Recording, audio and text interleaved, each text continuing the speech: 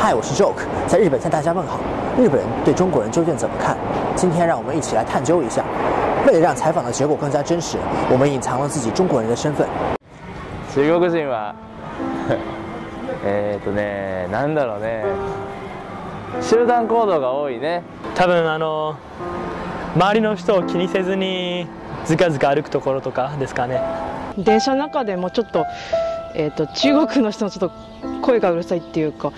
日本人でもうるさい人おるんですけど、何人か固まってなんか声が普通に喋りよってもちょっとこっちからしたらちょっともうちょっと声小さくして喋ってくれたらなって思うことがあります。たくさんどう言ったらいいんですか、一緒になってですね、走ってる人なんかの邪魔、公の場で少しちょっとマナーがノイズ、ちょっとやかましい声が大きい。中国人は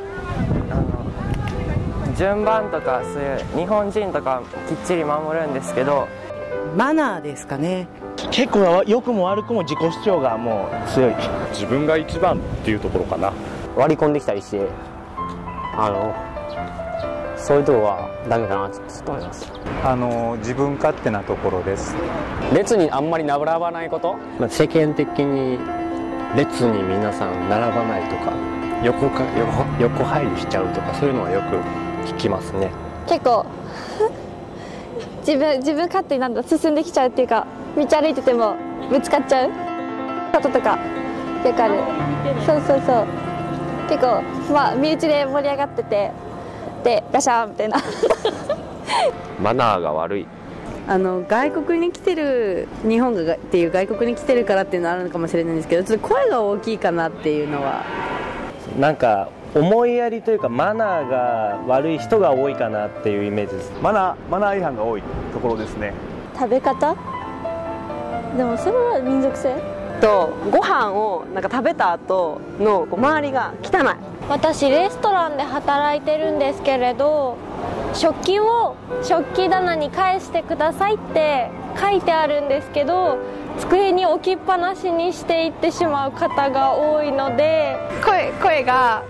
大きいところ、勢いがすごいところかな。電車とかで、少し声が大きいと思います。大きい声で喋ったり、あとゴミを持ち帰らなかったりして困ってたことがありました。ゴミを捨てることが多い。ゴミを散らかすイメージと、あと物をポンポン掘る感じですかね。で、あと上海ディズニーランドでその辺でトイレしたりするっていうニュースを聞いて、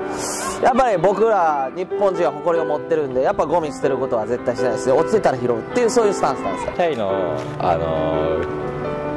中国人の方は日本語とか勉強してきてくれたりしてるし、僕としてはとてもいい方たちだなと思って。いやでも声が大きいのは感じますけど、そんなに他にはないと思います。やっぱりよく真似をしたりとかパクるところっていうのはやっぱり印象としては強いと思います。買い物ですごいいくつも同じのを爆買いしちゃうところとか、あとはポイ捨てするところとかが、ちょっとあまりマナーが日本のマナーと合ってないかなっていうところがあると思います。请问这里面有电影院？好，现在也。微信公众号搜索“大树君”，回复“节目”收看更多原创社会实验。